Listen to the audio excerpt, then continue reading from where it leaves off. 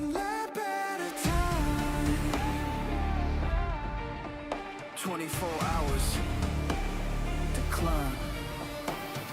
Shaun setting fuel, Ameer checking tires. I'm just here trying to tame the fire. Not real cars, tell that to my hands. Shaking like I'm on the grid at Le Mans. Breathe in, one blink, countdown's on. Been training all week, now the doubt is gone. Shaun's on stints, 1 and 3's ice cold mind. Ameer's taking night shift, third eye blind. I'm just watching the split, my heart in the loop. This ain't just pixels, this is my truth. Pits map tight, strat set clean, but you can't script chaos in a 24 dream. No break to the soul, no pause when it hurts. You either die at the wheel or you live in the dirt.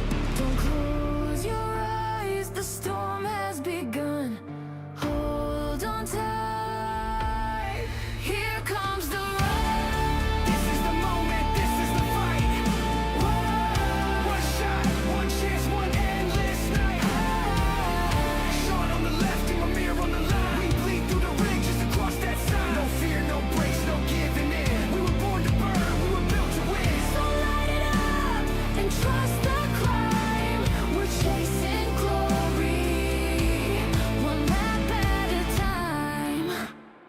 Green flag drops, we launch like rage. Lunging in tight on turn 3 stage. Traffic in chaos, brake light rain. Half a second wide and you kiss the pain. But Shaun's like steel cold calculated. Slips through gaps like time's been faded. Ameer calls fuel, voice clear in the dark while I'm battling thoughts in a high-speed ball. My wrist cramps, I clench, shoulders gone stiff, but I ain't quitting now, nah, I live for this shift.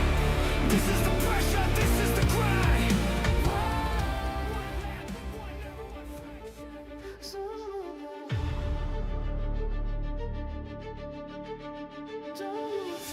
One shot, one road, one chance.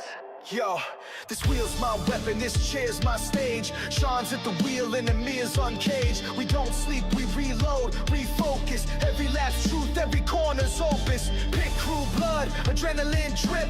Reset my soul with every grip. Don't need fame, don't want fake cheers. I race through fire, I face my fears. Don't you break when the silence grows. Don't you blink when the red light goes. You better lose yourself in the light of the zone. One chance to rise, one line to own. The ring, the rush, the world you know. You only get one shot, so bring it home, bring it home. Can't pause this pain, can't mute my name. I don't play for fun, I race through flame. Disconnected, now I'm mind dialed in. While they scroll feeds, I go for the win. This ain't fake, this ain't pretend. It's me plus my brothers, lap to the end. Got fuel in my blood, I burn through doubt. And if I crash, I'll crawl it out. Don't let go, let the engine cry. Even ghosts can learn to fly. You better lose yourself in the moment alone. Every lap you run carves you in stone. One crew, one fight, one path unknown. You only get one shot, so bring it home, bring it home.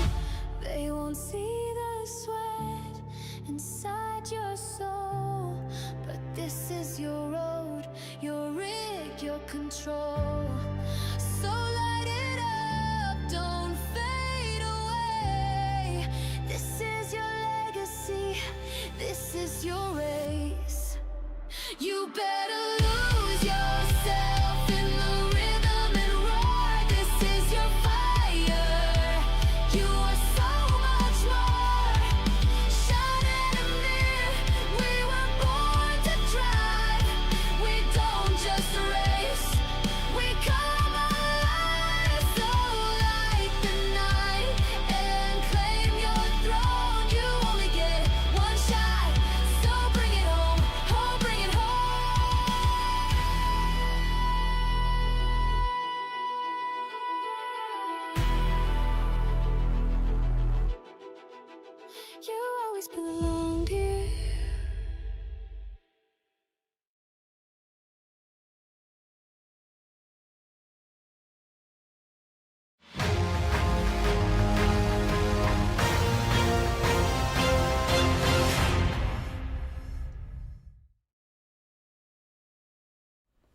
Good morning, happy Friday, welcome to the Simpit. Happy Halloween, everybody out there. How you all doing on this glorious Friday?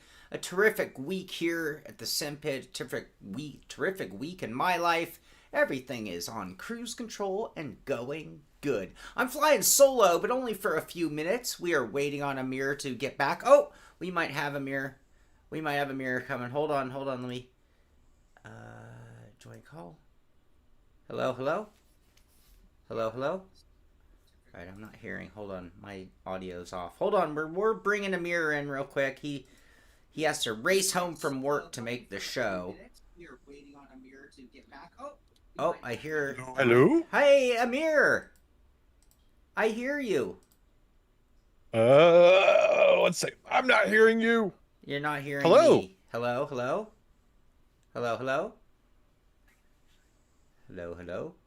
Bear with us, everybody. Let me make sure my mic's on the right mic for Ameer. Let's see. There we go. I hear you. Okay, it wasn't me, it's you. It's not me. What's up, everybody? It's not me, it's you. How you doing, Ameer? Good, man. Dude, I completely forgot about the time change. And I was like, shoot. oh, crap. I got a message, Shaun, like, I'm going to be late. I thought I was like, I'm going to be home early. It was like, oh, wait, no, I'm going to be late. Dang. Oh, yeah. Yeah, Our changes tomorrow night, I believe. That's right. So we'll be back on the normal schedule again. Yeah. Thank God. Thank God. I hate when we're staggered. You know, I don't even want to get into a whole new, argument over, time changes in general. But one thing I will say is I can't stand, like, if we're going to do it, can we all at least acknowledge one date? I mean, what the F? Right? It's such a hassle. It is. Time zones especially are like when it comes to when it comes to our road leagues and all the other stuff, like either like, one league will do the time change for the Europeans, then the next time we'll do it for the Americans, and like it just throws everybody off. Oh my gosh. Yeah. Oh yeah. Hey, do you have camera access or are we just audio only today? I turned on my camera. Let me see what's up. Hold on. Let me try to. Actually, one sec.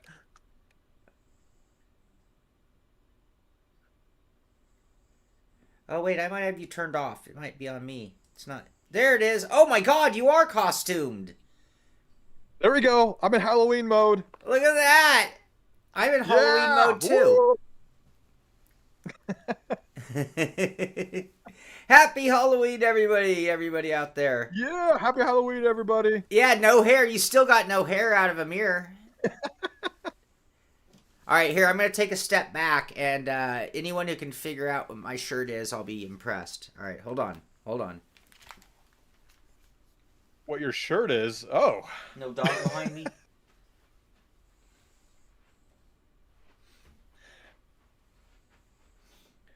Dang, Star Fox, I'm not past my prime yet. Anyone? So are you all, not just you, Ameer, but is everybody out there dressed for Halloween for the show? I mean, I hope you're all in your best I know, costume. right? I had to take it off. I couldn't see out of the mask. So I was going to get really hot really fast. Yeah, exactly. Amazon Prime, that's funny. Oh, well, Star Fox called me Optimus past his prime. I'm like, oh no, that's awesome. Yeah, we gotta fix that. Let's time out Star Fox for like 10 minutes. No. We're gonna silence you. All right. Well, Ameer's here. We got audio. We got video. We got a little bit of news. Actually, we got a little bit of big news is what we have, and then not a lot of little news. So just a few really big stories today to talk about. Yeah. Want to go through some hellos? Let's do it. All right. PS4 here starting an early riot on a Friday. Ready to party hard. Spatial Dragons here. Good morning to both of you. Star Fox is here. Joa is here. And good morning, Brian Ostrike. Belated happy birthday to Brian. It was his birthday. Happy birthday, Brian. T-Racers here. Sim Racing 604 in the house. Woo. Skeets is here. Good morning. Yes, there is a huge update for Yeah. AMS. That is one of our big stories today for sure.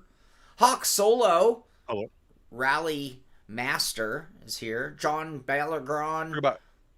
You forgot about TR Racer 246. I think I said hello, but good morning. Good morning, Did you? TR. I think so. I think so, Okay. T-Racer. Ian Marshall and Edgar Santinelli, good morning and happy Halloween. Yeah. Edgar accuses me of stealing Kevin Ford's hair. He's trying to steal my hair. PS4 is hoping you were going to be dressed like a French maid, just so you know. Whoa. We're going to have a second riot since you're not. Parlez-vous le français? Oh, clean it. You want me to clean? No. There you go. Joe wanted to know if you were late because you were making pizza. No, I just completely forgot about the time change. And we had like a little Halloween party at work. Yeah. Okay. So... I made another Giordano's last night. Oh. And then I'm going to have the leftovers tonight. And then I've got another batch of dough and sauce because when I make it, it's enough for two. Right. Anyway. Mm-hmm. Young Mario Andretti, fresh off of retirement. So what, Marco came back from retirement? Wait, what? No, I mean I'm here from retirement. You know. Oh, gotcha. You know, and with that, when's Kid Ray Hall gonna retire? I don't know. Oh, shots fired. I'm looking scary. We say. The hair scare. All right. Anyone I missed? Anybody I missed? Just checking in. If you're here, Caitlin's here. Good morning, Caitlin. Yeah. All right. If you're new to the show, all right. I have another real controversial thing to discuss before we get to the news. Oh, Hinchy's here. Good morning, Hinchy. I'm feeling confrontational. Yeah. No, it's a good one. So. Oh, okay. The whole 5-minute timer. Yeah. All right. So, what about it? Tom Jones, good morning. All right. So here's the thing with the 5-minute timer. I turn it on, and the reason I put a 5-minute timer on my show is going to be weird. I used to listen to a radio guy who turned into one of the early audio podcasters. And his name is Tom Likas, kind of controversial figure. Anyway, I listened to Tom Likas for years. Tom Jones! Wow, he's very nice. You are so consistent, man. No, you don't. There's no corner for you. CEO, you are allowed to be late. We don't even ask you why. We just assume you had important matters to deal with. So Tom Likas, when he switched to a radio platform, would literally start his theme music, and then he'd periodically jump on the microphone and be like, well, we're only at 50 viewers. You know I don't go live until we have 250, and you better call your friends, share the show. and anyway, and he had some clout because he had a huge audience for his shows, right? But he would delay because it's like, well, what's the point in going live for just a couple of people, right? Right. And what if you say something really important at the beginning of the show? What if that was when I was going to make a big confession, right out of the gates? Oh, it's Friday. I just want you guys to know, wearing these wigs have made me really self-conscious about being bald. And I've decided I'm going to be gone for a month because I'm going to the Hair Club for Men 30-day therapy, where they're going to be doing hand transplants. And it's going to be very painful. It's going to be a lot of scarring and a lot of healing. And that's why I'm going to be gone for 30 days. And I just wanted you all to know that. All right, I got to go. Right? What if that was how the show started and only 4 people saw it? Because, yeah. Anyway, all right. So, the whole thing with the timer. I only do a 5-minute timer, and it is a little bit of that thinking. It's like a lot of people don't get notifications till we actually go live, because they're not in our Discord or following our social medias, or they forgot, or they're, and so that allows people to show up. Now, normally, I start that 5-minute timer 5 minutes before what I told people I was going to go live. So if I said it was going to be a 9 o'clock show, I start the timer at 8:55, generally, but I'm not super consistent to that. And then that's where it gets weird to me. It's like, what should I do about that? Should it be 5 minutes early? Should it be 9 o'clock? At 8 o'clock we start with a 5-minute timer. And the reason I delayed it today was because Ameer was running a couple minutes late. And I'm like, well, I don't have to start the timer yet. And that buys us another 5 minutes. And then I know we have this little like weirdness about when we actually start the show. So, any thoughts on that? I like the 5-minute timer because, like you said, YouTube can be, let's say, dumb at times. Where sometimes, like, there's people that I watch where like I don't get notifications or anything until like after something started or after something's posted. Especially like if they're gonna be going live. And that way it gives me like, oh, normally they're live at this time, and then I don't see them live or anything. But then, but yeah, it gives people, I think it gives us enough time to make sure, hey, everybody gets that notification for everything to come out. Yeah, and it just gives time for people just to join in, and we can get a good crew, good gathering going during that time. Yeah. And then they don't miss my confession. Yeah, exactly. Okay. We're gonna keep the timer I don't know. going. I look at it like that. I know Okay. some people don't like timers. I like timers just because because like, yeah, like, sometimes like you might be running late, I might be running late, we might want to discuss something a little bit before the show starts. Technical difficulties. Or technical difficulties, we can get everything done and taken care of within that 5 minutes. Yeah. All right. Yeah. Yeah, Tim, I didn't even That's finish the rally, let alone on air. I was very tired yesterday. I had a real hard time recovering from everything, and then I wanted to make pizza as well, which didn't help. But all right, on Here we go. the news. Got a couple more hellos. David Payne. Hi, David Payne. He's here. We got Brady Okerlund. And then we have, I hope I don't butcher your name, Posium 8? What's Posium 8? There we go. Does that have meaning? I don't know. What is Posium 8? Posium 8? Tim, you beat us both. Anyways. You beat Callum, too. You did. All right. And Tom Jones. Should we move on to the news? Let's do it. We said our hellos. We did a intro. Let's get into Simpit news. Okay. I am going to start this video here, and I want you guys to... Every sim racer knows this feeling. All right. I reviewed the Track Racer TR8 Pro V2. Oh, Mike! 7-foot Mike is here too. So I want to talk about this. Hey, Ameer, can I just hash this out openly? Sure, let's do it. Because you and me had a couple. Yeah, you and me had a long discussion about it. If it's what you and me are thinking about. But yeah, let's do it. Yeah. Okay. I want to know, you guys. I am a man who looks at the world with the glass half full. I'm a very optimistic person with a lot of it's weird. I'm an optimistic person who loves sarcasm and irony and believes massively in Murphy's Law, which means even though I'm a positive guy, I always have dark thoughts. So when I present items, I do look at them in a positive light for the most part. Now, I've always had a pros and cons list, which means I'm never shy about hitting things where they need to be hit, but I might not dwell on them. And so, anyway, this TR8 Pro review, I have given a lot of thought to this, and a lot of it's based on some comments that were on the video, where people are like, oh, that's a lot of flex. And it's like, okay, yeah, but I did mention the flex. Okay? And the wheel deck flex is one thing, the amount of pedal deck flex is another, and then the seat flex is a whole other. All three of those areas. Oh, and the shifter flex. Anyway, I mentioned flex, but I didn't dwell on it, and the main reason was that it wasn't distracting. Like, when I was driving the rig, I never thought, oh, this flex is killing me. And I was actually not just using an R12, which you see in the video, but I was using the R25 as well. So we're talking massive horsepower.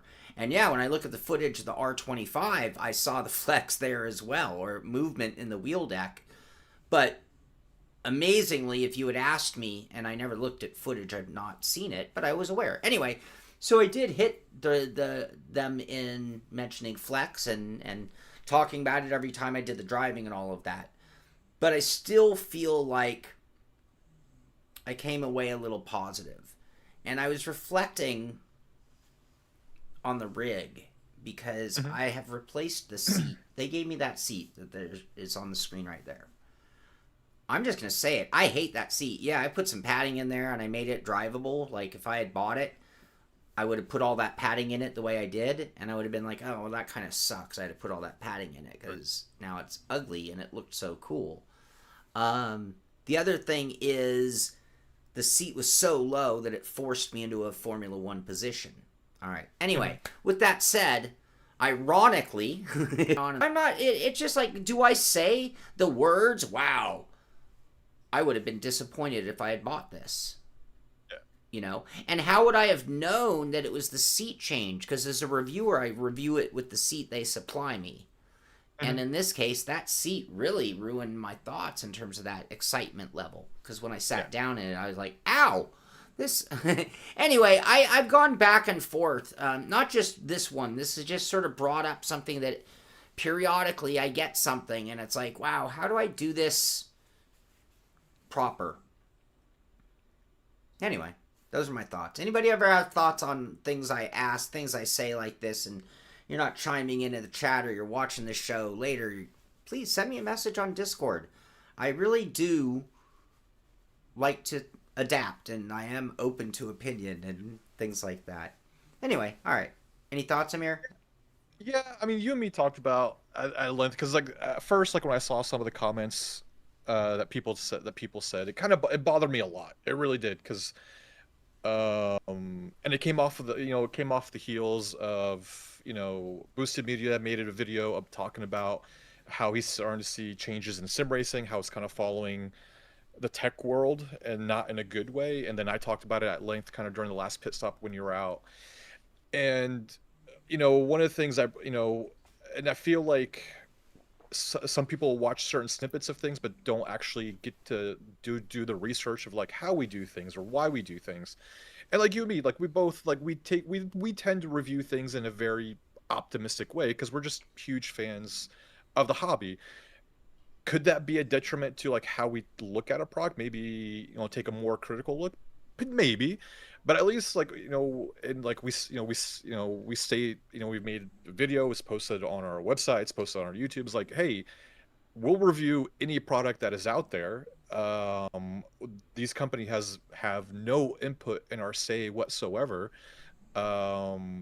And if they do try to influence our decisions, we immediately shut the conversation down and tell them we're going to return the product. And we talked about there's a product right now that you have that you had a lot of issues with, and you just determined, you know what, you guys don't want to deal with it, so I'm just sending it back. Yep. No offense or buts. Rather than just trash it, right? Because you and me are kind of in the same boat of, if we don't like a product, we'll tell the company first, hey, we don't like this, we're not fans of it, or there's some things that need to be fixed. If they say, well, can you make it seem okay-ish? No, we're not going to do that. No. We just flat out refuse to do the video. Like, the minute you try to influence, we just flat out refuse to do the video, period. If no ifs, ands, or buts, and won't even talk about that product. Like, there are products that we haven't reviewed. There's probably a reason for it. And so that's what kind of irked me, because like you and me spend a lot of time, like we tried to do our most honest take on these videos as we can, and to see people still kind of like, and I'm not trying to say that they're bad people or anything like that, but I think people nowadays, especially, it's a very nice pessimistic view on things rather than look at the positives. Where I think you and me are, I guess we're kind of, I don't know if you want to call it the old school now. We tend to look more at the positives. Yeah, I don't know. I'm going to continue sticking to what I do, and you're going to continue sticking to what you do. But we're just kind of, I'm going to do what I do. With people here. Yeah. I'm going to do what I do. And when I saw the comments at first, I was a little taken by it, and then I was like, was I not harsh enough? And then I rewatched the video, and I thought, no, you know what? If that flex had been a hindrance, I Right. would have talked about it more in that way. But I thought, okay, look, I talked about the wheel deck. I showed the flex. I talked about the flex. I talked about the pedal deck. I showed the flex. I talked about the flex. Same thing for the seat itself. And then I found the seat. I put a bunch of padding in it. You know what I did? Okay, here's what I didn't say. I would have been disappointed when I first sat in that rig, but I think I did say that literally. I was like, and then I sat in it, and it was like, ugh, right? Okay, so then I had to go put a pad and a blanket, and then I was like, okay, this is now drivable. I did what anybody would do if they bought the product. I made it the way I needed it to be. In the case of the flex, like the pedal deck, for example, like we just showed, I just watched the flex on the video here. And I was like, yeah, totally visible. I'm also using a 200 kilogram load cell, by the way, hydraulic and load cell. And I thought, well, I would just brace that if it was bothersome. I would it wouldn't take hard to throw a piece of wood wedge in there. Oh, karaoke bloke first, thank you very much. I appreciate it. And Skeets getting in on supporting the show with a question, by the way. Great way to ask a question. One of my favorite ways to ask a question. I watch a lot of YouTube and TikTokers. That's how you. Apparently that's the way you ask questions in most places. I'm not saying you got to. Reviews are out for the R25, but when I have LMU at 100% with my R5, the car is undrivable. Could I even use the R25 on your desk? Yes, but you would turn it down massively. Yeah. And if you're at a desk, I don't even know if I'd suggest stepping up from the R5 at all. It's a great wheelbase, I should say. So unless you're just sitting there like, oh, I want more feed. If you want more force feedback, which is at 5 Newton meters, that's a solid amount of force feedback to be able to drive. So if it left you wanting, then sure, I understand the upgrading. But on a desk, you're kind of limited. I wouldn't. At some point, I've had it where my wheel started moving my desk. The desk would kind of hop on chicanes,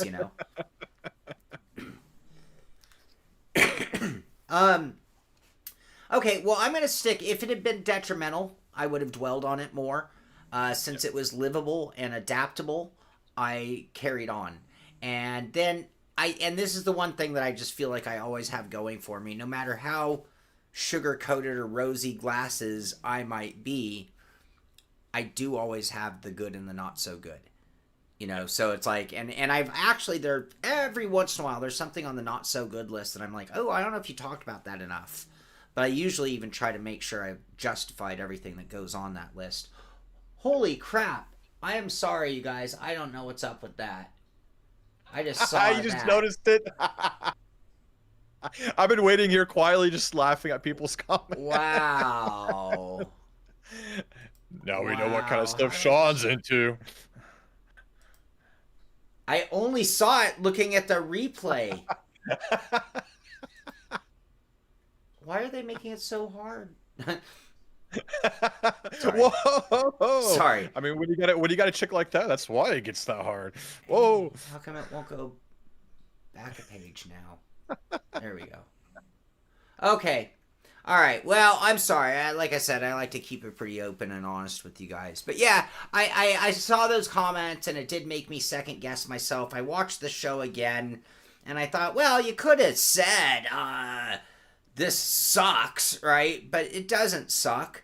And I think I was pretty harsh on it too. Like that was the other thing. When people send you negative comments and you think, wow, I don't even want to send this to the manufacturer. They're going to be upset with me, right? At this video. And when I made that video, I'm like, wow, I don't think that Track Racer's going to love this one. It was a good review, but it wasn't glowing, right? I thought it was real. Anyway, I thought it was real. So, but I could have perhaps been. No, I think Joa hit it right. You say the negatives, but you don't have to dwell on it. People are just Karens and just oh, it has flaws. Call that thing awful. If you don't want wiggle, buy a profile rig. If you don't, for life. yeah, well, and if you think that profile rigs are ugly, I'd be like, I totally agree with you. You should get a nice tubular rig. But every tubular rig I've ever tested has a certain amount of wiggle. It's just always going to. Yeah, my R seat had the same amount of wiggle as this one, I believe. And it just didn't bother me, and it was beautiful rig. I mean, honestly, here I have a next level FGT Elite 160 right there, and I have a Track Racer TR8 Pro V2 right here. Hands down, this is a better looking rig, the Track Racer. You couldn't even you could tell me everything you love about the look of there's nothing to love about the look of a profile chassis. I'm sorry. They're industrial. This Speak is for yourself, Shaun. Well, no. Am I okay? Well, no. Here's the other thing I'm going to say. Beauty is in the eye of the beholder, right? That's true. That's true. Thank God, because as I mentioned during the stream yesterday, I'm short, dad bod, bald. I am very grateful that beauty is in the eye of the beholder, because it means that somebody finds me beautiful. Your mom. Well, hopefully at least one other person. No, but when I look at a tubular chassis, I see a roll cage. You know, that's like our roll cage in our race cars. And it's like, okay, that inspires racing thinking. It's elegant and it's curved, and that's cool. But yeah, they do have a little flex if you want to be a dick about it. That's the beauty of sim racing. I mean, where we're at right now is there are so many options that are out there. Like, cool, if you don't like this Track Racer, there's Next Level Racing, there's SimLab, there's Trek, there's Advanced Sim Racing. There's all these different rig manufacturers out there. Like, and you can, you just got to pick what you want, and you can just have it. You could have, I remember when I first got in, when I got in seriously into sim racing, all you could do was get a silver profile rig like what I have there. But now you can get custom colors. You can get, you get the serval, you get the black, you get the purple, the red, the blue. Like, those options didn't exist like what, 3-4 years ago, and now you could do whatever you want. So that's what I love about sim racing now. Is like, cool, you don't like this, it flexes for you too much, well, there are other options that are out there for you. Go and find it. And like, the other point I want to bring up too is like, and one thing that I think a lot of people don't consider is what you see might not be what you feel. Right. And so like, you might see quite a bit of flex, but when you're actually in the rig and driving, do you actually feel it? So if you don't feel it and you're driving good, then that flex to me is not really a non-issue. But now if it's affecting your driving, like, if the pedal plate is too soft and you've got like really heavy set load cells or even hydraulic pedals, and and it's messing up your braking, okay, then that pedal deck is terrible. Or same thing with the wheel deck. So I think those are things people don't think about. They just see a certain thing and they latch onto it, and they got to put it down, maybe for whatever reason it is, when they don't take a whole holistic view on things. Yeah. Well, and I think that man, I should like coin this term. I think that I think people are in this current climate, and this is the best wording I ever describe it. I think people are irrationally harsh. Mm-hmm. And it's like, not all negative things are equal, right? Yeah. And it's like this like house on fire thing, and it's like, some things are like bad, like mentionable, and then there are things that are bad, critical. But anything bad, people just flame it to death. And it's like, and again, that's where I get to the irrational. It's like, but you gotta keep it in perspective. Again, anybody who's a connoisseur of tubular chassis rigs understands there's gonna be a little flex. And when you put a 4K camera on it, on a tripod, yes, it's visible flex. And that, again, you would never know in your brain had you not looked at that footage, right? And if all my footage was far away, you might not have even noticed. The other thing I notice is I have a carpeted room here. Mm-hmm. And a lot of rigs are going to do just a hint of this on a carpet, even a profile chassis. Yeah. So anyway, all right. Well, hey, thank you all. Thank you. Because again, I'm not for a minute going to act like I'm not a self-conscious person. So sometimes when I see a certain reaction, it's like, well, it hits me and it doesn't go unnoticed. I might not always talk about it, but like I said, I'm going to hair. I'll be gone next month. I'm going to get the hair transplant. He's taking some of my hair, just so you know, guys. Right now he's been using my shampoo. That's why he looks extra glorious today. The hair is a full flow. You've heard bad things about Fanatic service. You have a problem with your V3. Wrote the service team sensor. Send me the sensor. Well, it is. I mean, you almost have to clear the slate when talking about Fanatic customer service because they're now Corsair, which I think is a much more together company. Joa, you know what? I've been wondering about it. My brother and I, on average, have moved every 2 years, so I could rip the carpet out, and I'd like to. I don't know what's underneath, so I'd have to put on some plastic laminate or something. You probably don't want to know. But yeah, I don't know. I've thought about it. Oh, good luck, Ken. Man, I gotta go to DMV. You want to hear a little mini rant? This show's never gonna end. We have no news. Uh-oh. No, we have some big news.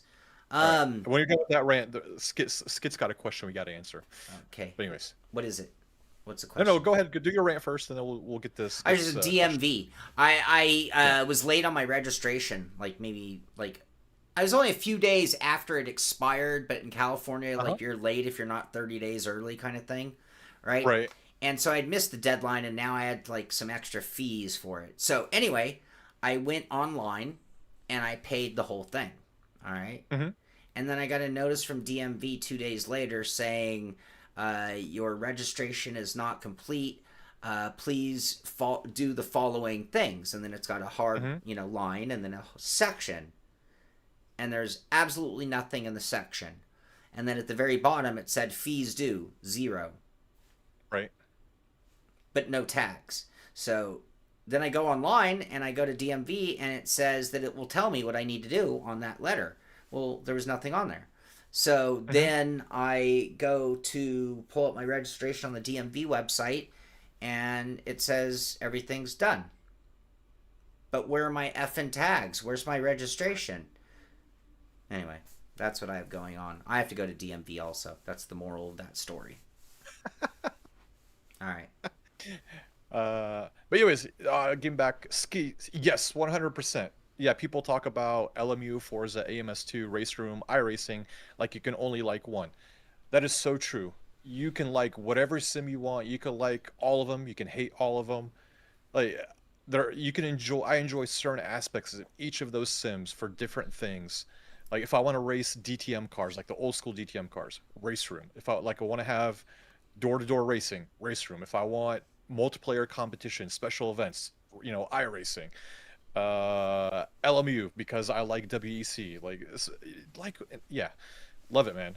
But you also had a question too. What does a profile rig cost?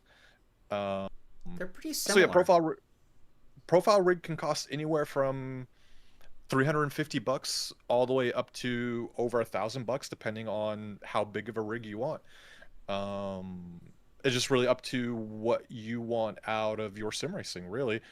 I remember my sim lab, the P1, when I got it years ago, that was like $700, $800. But then then the seat selection can have a $100, $200, or $300 change in price too. Yeah. But then the next level FGT that I have, the test one, is what, maybe $400? Yeah. So it depends on what you want. Yeah, it depends on when you go out there and look for stuff. All right. Next piece of news out of the Simpit. 2 videos this week. 2 videos. I feel very accomplished. I'm taking today off, by the way. I just so you know. Yesterday ended up really weird, like finishing up the video and then trying to do the rally, which I did 5 of the 6 stages and didn't do the 6th. Making a pizza. So yesterday was like far from... Today, I think I'm just going to wash the dog. There you go. That's it. That's all I'm going to do. do. I was going to have a video out on Wednesday, but then I ended up getting a migraine, so I didn't get a chance to finish it. That's a pretty good reason. But anyways, I have a rant about the Moza, but you can talk about this it first. Moza? Yeah. Oh, well, it's playing, so why don't you rant? No, you go ahead, introduce it first. But, I don't know. Maybe I should hear your rant before I say something. So my rant is, and actually Joa pointed out in one of the comments in the video too. Remember when SimiCube announced the SimiCube 3, right? And I'm one of those people that said something about it. I'll raise my hand. I'll fully admit I said it too. I got angry and agitated. SimiCube 3 doesn't have USB pass-through. WTF? Like nowadays, how do we not have USB pass-through? Well, guess what? Moza doesn't have a USB pass-through either, and I'll slam them for that. Like at this point of time, come on, guys! Like you need to have USB pass-through for you can't just stick people into ecosystems anymore and think it's gonna work. But I don't hear a lot of chatter about the Moza. This technical thing with Moza that I heard a bunch of people talking about with SimiCube 3. So that's my rant. Like I'm just like, WTF, people. Like how can you be unhappy about one product and then you're okay on it with the same thing on another product? Now, WTF. Okay. I have a reply to that actually. Okay. At one point during this particular review, I made a comparison between a Seiko and a Rolex. Yes. So this is a Garmin watch. This is a piece of junk. I own mostly Casios and things like that. Piece of junk. Right. Those are just like Walmart watches. For the most part, like, well, not all Casio, by the way. Casio actually has a pretty big spectrum. The upper end Casio can rival Seiko, but Seiko's sort of like the beginning of like, watches to an extent. You're buying a premium watch, right? But it is not even close to the league of a, Rolex. And I was going to name some others, but even like if I were to say Breitling, well, Breitling's not in the league of a Rolex, in my opinion. So the way you maintain staying a Seiko level is by prices and like features and some cost things, some of the internals and stuff like that. And I think that Moza, in being that Seiko level, like, if somebody was like, is that a good wheel? I'd be like, it's a great wheel. Just like a Subaru WRX is a great car, right? Right. But if you're like rich or a connoisseur, here's the difference. There's no sim racing hardware connoisseur who's going to buy a Moza. Because it's not a premium brand name. Whether it's product that can rival, just like a Seiko can tell time just as well as a Rolex.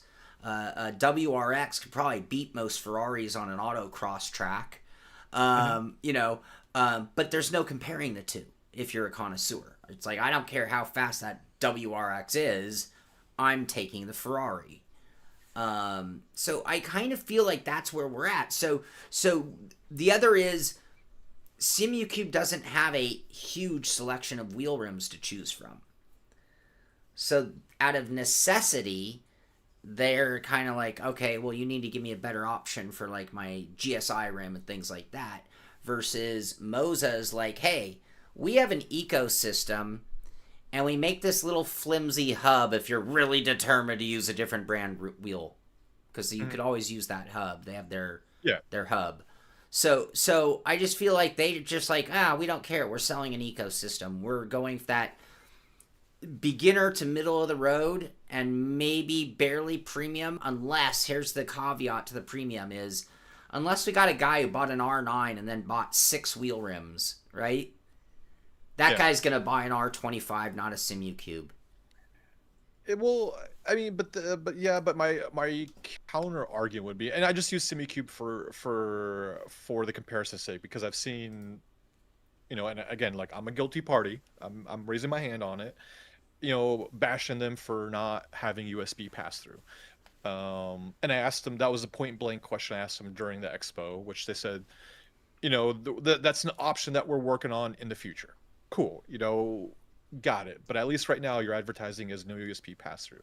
But there are other brands out there in the same price point. But SimiCube, their prices are more in the premium area, right? And when you compare it to Moza, but there are competitors that are around that same price of Moza that offer USB pass through.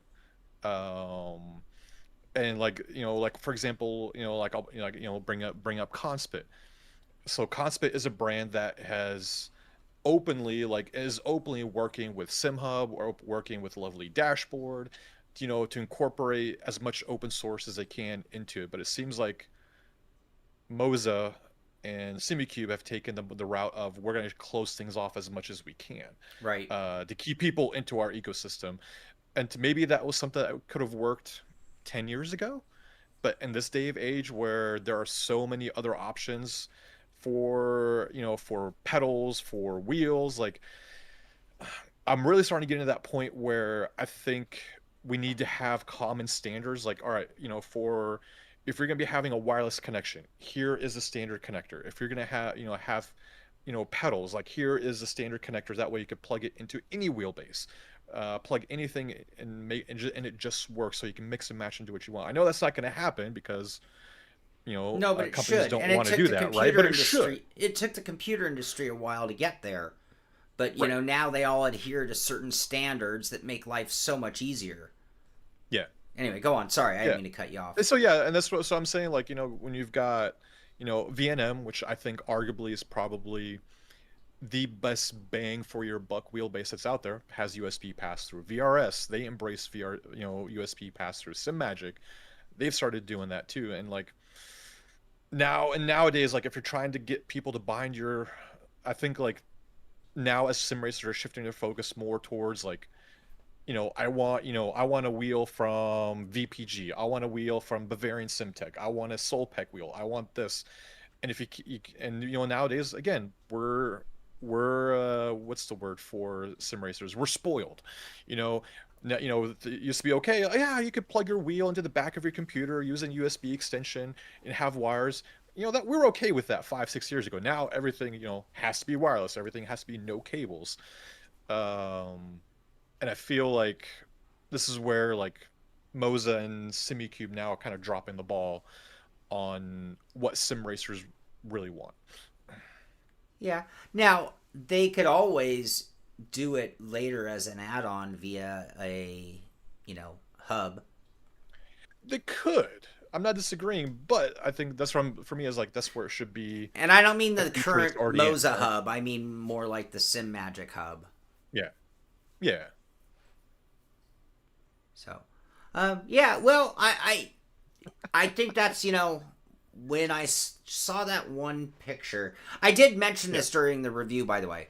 I mentioned like, hey, you're buying this because it's the ecosystem, Yeah. And that is the main justification for buying it. And one might even wonder. I'm not going to say argue. Wonder. Moza has some very inexpensive bases.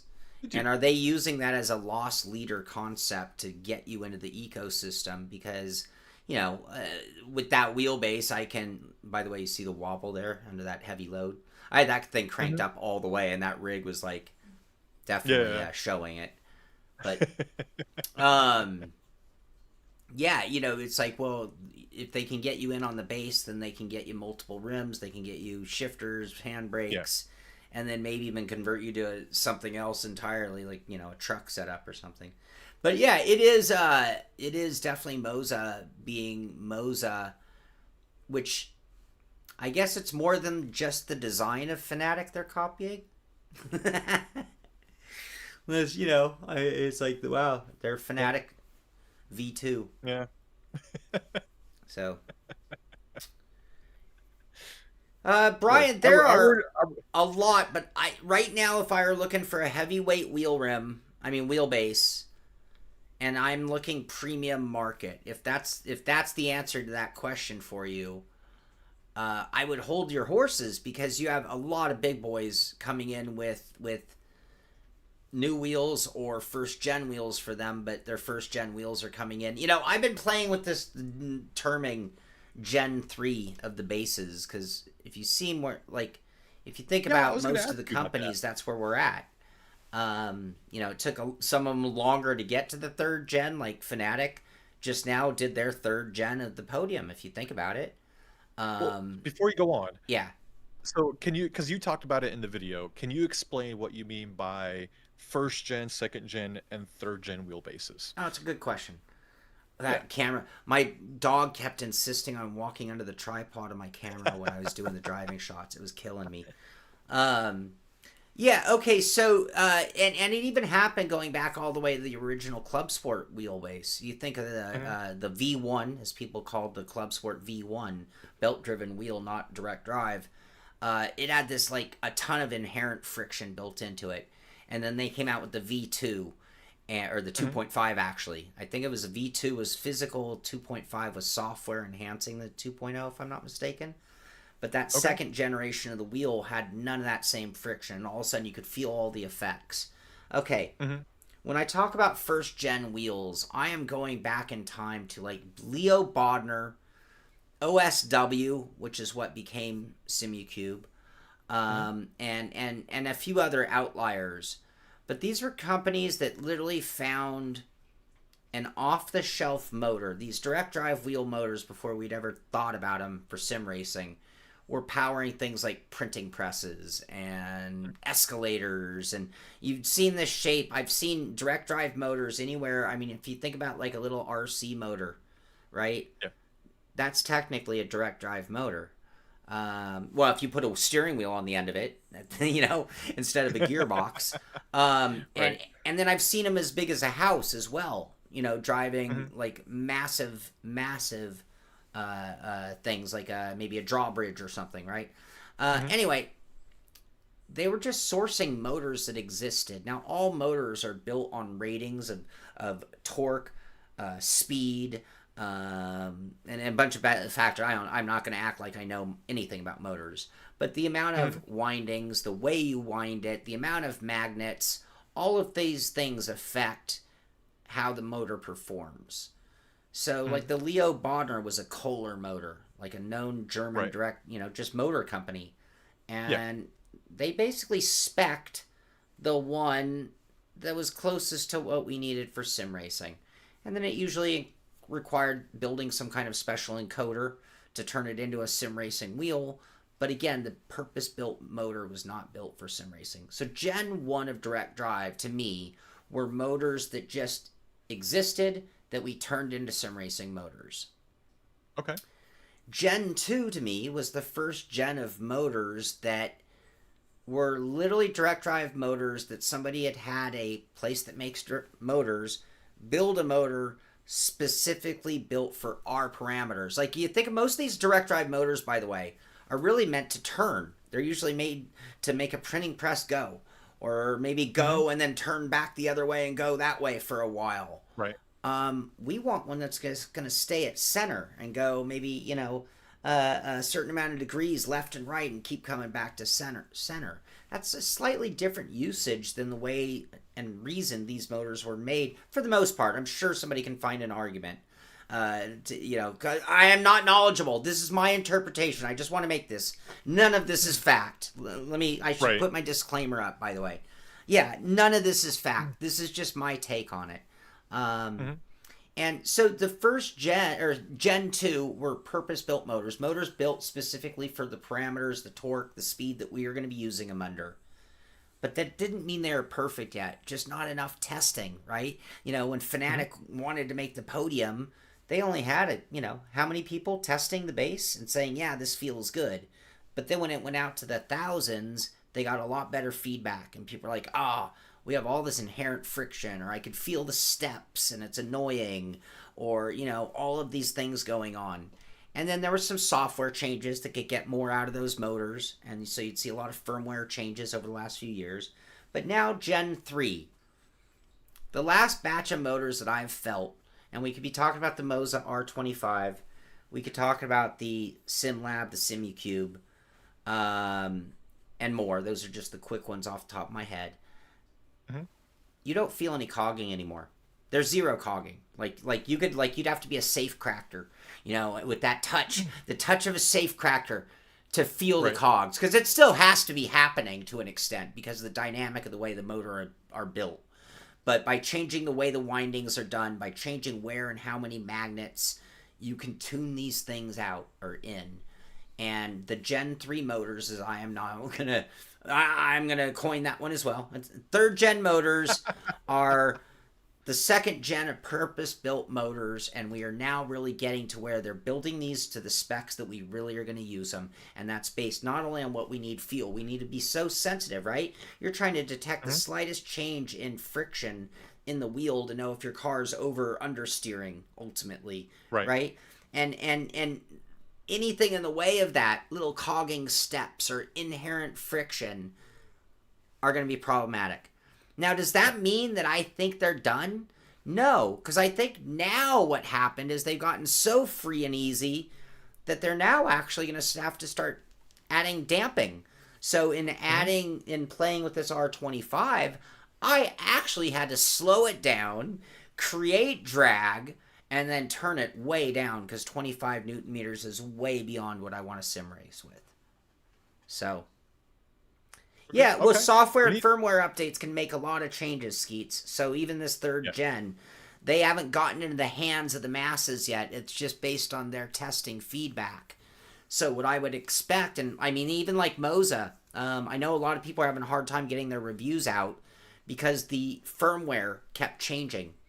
And in fact, the last firmware update was only a week ago, and it was just by sheer luck that the day the update came out was the day that I had it on my rig, ready to go, and was like, oh, cool, I have all the time in the world to play with this thing.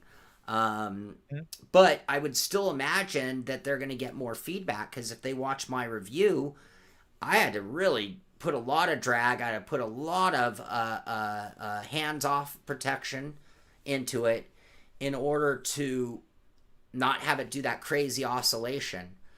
All right. Yep. Now, it would still do it, but it would be like slow, so I could still grab the wheel versus in the beginning it would just like literally put me into a crash. So I would anticipate that they're going to do some changes to this, and probably a good handful of them, and some will be software, some will be hardware. But it's a nice starting point. It's a real smooth, free spinning and very strong wheel. Yeah.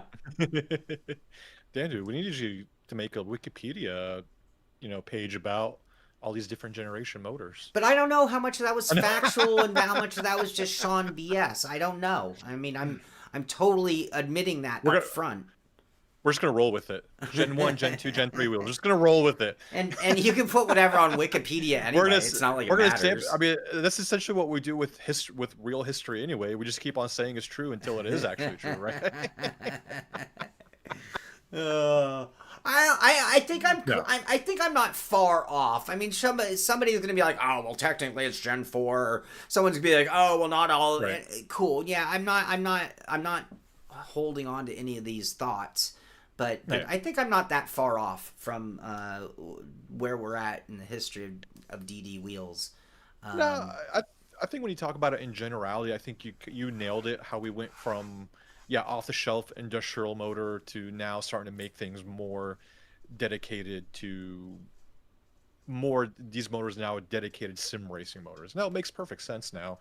I mean, it was bound to happen anyway. I mean, if you ever had if you had a SimuCube 1 OSW or Leo Bodner, like those things were so massive, so heavy. Like I still have my SC1 on my rig. Like I'm scared to take it off because that thing is so heavy. I got to use like both hands.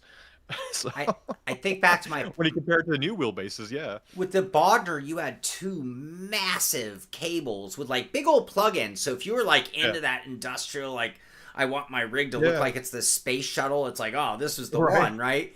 But at the same time, and then we talk about things like pass through. It's like, right. You just got a motor, man, and then you had to like figure out how to bolt something onto the end of it, and it was like, it was interesting back in the original days. But I think some people would still hold those to be the premium brands, Yeah. I don't know, but I think it's also getting harder to distinguish between premium and high end. Our processes of manufacturing are getting so much better. The tolerances are getting so much tighter that the difference between what's cheap and what's super expensive is really getting close. Like 10 years ago, you would never buy a bike at Walmart without fearing for your life. Right. And like, not that I'm running out and buying one tomorrow, but like Walmart's starting to actually sell good bikes at really good prices, because like we're now at the $10,000 bike era. And they're selling bikes that you can actually go mountain bike, not like anything they sold 10 years ago. If you took it in the mountain and actually mountain bike, you would not make it back alive. No, you wouldn't make it back with the bike. So, all right, enough of this. We've gone too far on this, I think. No, good. Yeah? Yeah. No, we're good. Yeah, we did a good dive on both videos, kind of, and then petered off into other things. A few rabbit holes. Yeah, but Skeets, yes, Thermaltake is getting into the sim racing world. And they announced all their gear at the Sim Racing Expo, and I covered them a little bit in the last pit stop. Showed a little video of them their gear. It'll be interesting to see when everything's released. I tried it. It felt good, like you would with the brands that it's competing with. But only time when they actually start selling, that will we'll kind of actually come up with a verdict on their equipment. Sorry. We now have copycat companies, then we have copycat of copycat companies, and then we have copycat of copycat companies that license the exact design to somebody else. We've got, wow. I know, fourth party, fifth party sim equipment manufacturers now, I guess, if you want to call it. We'll never get to the news. I had this conversation with Joe the other day, but I bought a scooter, a little electric scooter. Yeah. And it's awesome. I love this thing, and I've put so many miles on it that I've removed all the tread from my tires. Like that's right. Thousands of miles on this scooter. And it was this one brand. And anyway, I was looking for something for it. I was trying to get the app working again so I could see how many miles were on it. And the company doesn't exist anymore. However, my exact, and I mean identical scooter is sold by two other different company names on Amazon. Okay. And it is identical. But the support isn't the same. Like, they did just enough to make it not identical. Right. But it means that I have no warranty. I have no ability to get any support. And it's just kind of gone. And so, yeah, now that we're getting to copycats and copycats and copycats who license to other companies, we're probably going to get to one of those points. At some point, if they have a certain fail rate, they'll just shut the doors, change the name, and open again. Right. It sounds bad, but that's kind of where we're at. Yeah. Identical. Identical. All right. Let's move on. Let's get news. Yeah, let's get news. I have some good news. Ooh. Here we have a shot of the Lancia Delta HF Integral. The car that made WRC history returns to thrill sim racers in the all-new Assetto Corsa Rally. Anyway. Oh, I drove that thing. Yeah. It was nice. It's such iconic rally car. It is. Someone during the rally stream asked if we'd be doing WRC Rally or EA Rally for next season, because we are getting to the end of the season. I don't think there's enough content for us to do AC Rally as a league.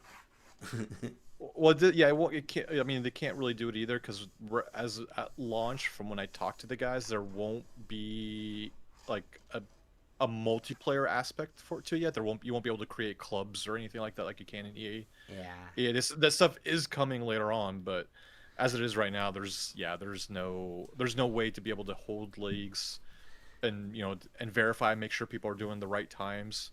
Yeah. Even if they never got to it or it took a long time, this gets back to what that question earlier about like loving more than one sim. Right? This is going to be a whole reason to love AC, even if it didn't have League, but you're just like, if their rally is really awesome and you're into rally, that might be the game that you're just like, oh, well, I'm going to do this just to have my rally fix when I need it, So, yeah, anyway, Assetto Corsa Rally will be available in early access on Steam starting November 13th. You can wishlist it now. It'll come with 10 cars and 2 rally locations with 4 special stages where rally enthusiasts can finally test their skill on various surfaces and weather conditions. The thing that keep in mind, Assetto Corsa turned into one of the best drifting sims. This was a very adaptable sim platform. So I'm pretty optimistic. I haven't driven it yet. Yeah, I think so too, Skeets. I think a lot of people are going to be really into it. And I've heard good things. All right, here we have the early access video. This is old, but we'll watch it again. There's that Lancia. Isn't that the Lancia?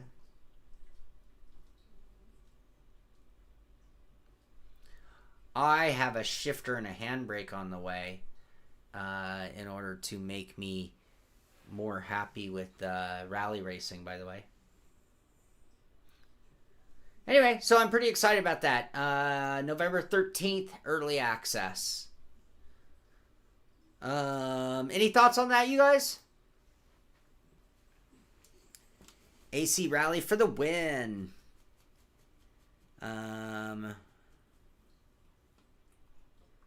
Yeah.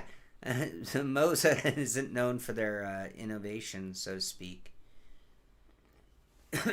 Even that LED lighting. Asetek's been doing that for quite some time.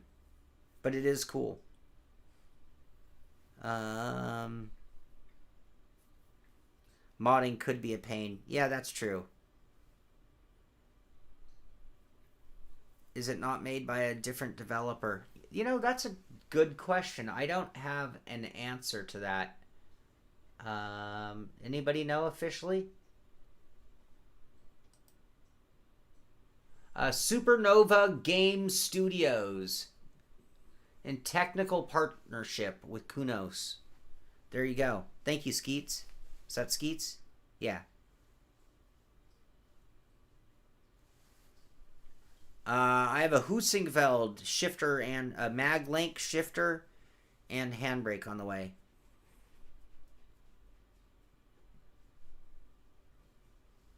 Hey, Brian, I think you have to just take the same approach as I do. You just throw caution to the wind and you don't... Now, there are a few things. It has taken me a long time to acclimate to the co-driver notes. And, get in sync with the timing. And sometimes it isn't exactly what you see. So maybe, there's a subtle left that he didn't call. And then you're like, wait, where am I on it? So, how do you reset? It's taken me a lot of rallies to get to where I even have a fighting chance going in blind, not knowing the tracks at all because I don't play it often, and not doing any practice whatsoever. So... All right, I'm back. I'm already starting to get trick-or-treaters. Uh-oh. I bought 2 packages, I don't know what to call them, of full-size Reese's. Yeah. And we're giving out full-size Reese's. Oh, there you go. I bought a bunch of candy from the store on the base, so I'm going to be spoiling all the German kids with American candy. Well, unfortunately, I don't think we're getting any trick-or-treaters. We haven't gotten a trick-or-treater in years. No. They stay away from our building. Yeah, I usually get a couple. I don't get a lot.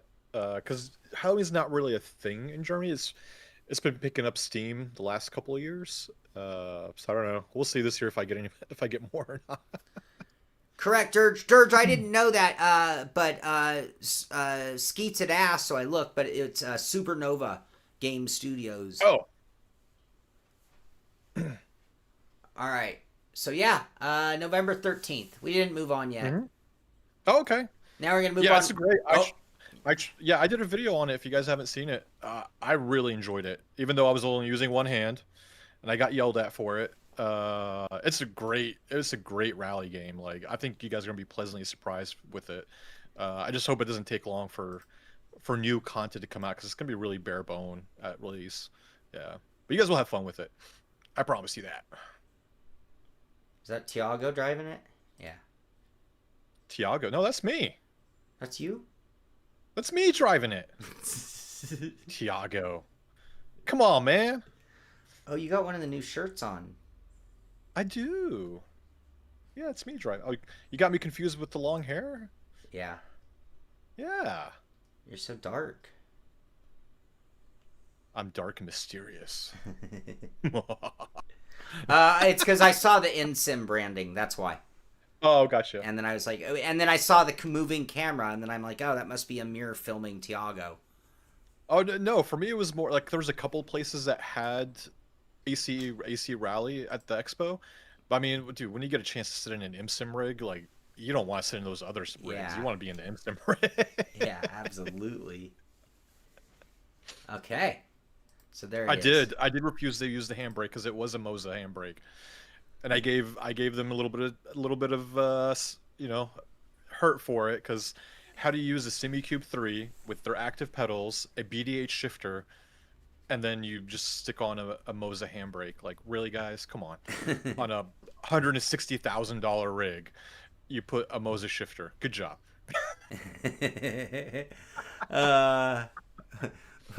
Wait, what did I can't say? What can't I? What did I say?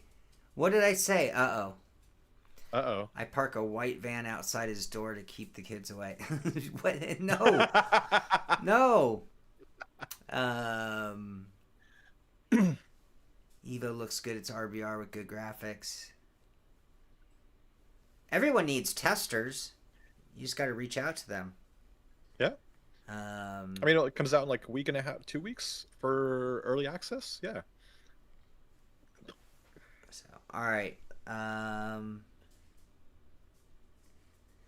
Yeah, it's like for everywhere I've lived recently, like since the malls have no reason to open their doors anymore, the mall has become like the party place for like trick or treating. So various different places throw parties or events for Halloween. So yeah, like people like take their kids to a place now instead of letting them dangerously walk the neighborhoods like we used to. My mom had no idea how far from home we went to fill our pillowcases full of chocolate when we were kids. Yeah. I didn't even get invited to the creator races, Dirge. Come on. We're not creators by their definition of creator race. I didn't get invited. I didn't even get invited to the creator. If you're talking about the Rensport one, I didn't even get invited to that. Or the PMR one. I didn't get invited to those. No love. No. No, That's I fine. think they think of creators are people who are watch me drivers, as I like to call them. Right? Maybe, I don't know. Not reviewers. I didn't pay attention to who was all part of it. I didn't pay attention. All right. And plus it's Rensport. I don't want it. No, I'm good. You had this obligation. I think I got a message from them for us to try out Rensport, by the way. I have it. I still have it. I haven't touched it. All right. Like, it's weird they reached out. It's your fault, Dirge. How come you didn't send them an email saying I demand to see Ameer in the creator race?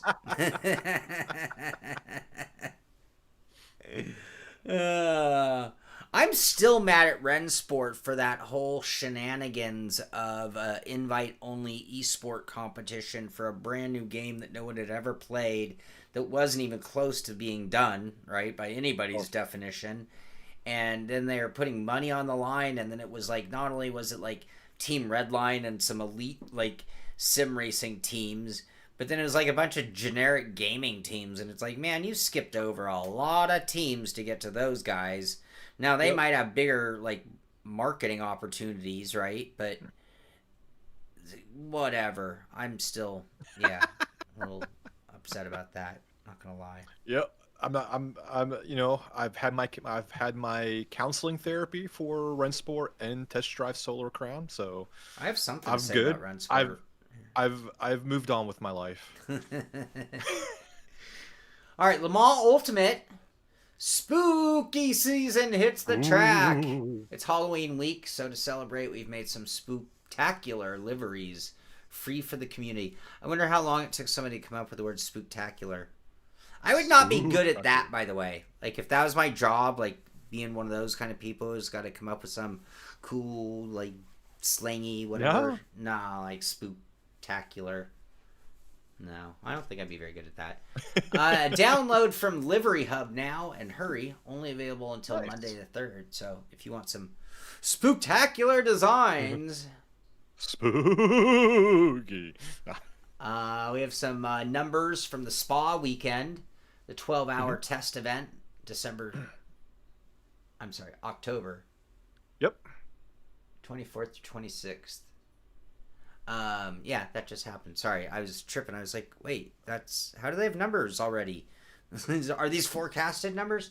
1.9 million kilometers driven, 277,000 laps, 1,700 teams, 8,300 driver swaps, 33 races, 11 splits. Pretty cool. Next one's 8 hours in Bahrain, November 14th through 16th. Yep. I believe so, Skeets. I think once you claim them, you keep them, but I think after November is when they're going to remove them. Yeah, or November 3rd. I believe so. Don't quote me on it, but I believe so. Here's some more spooktacular liveries.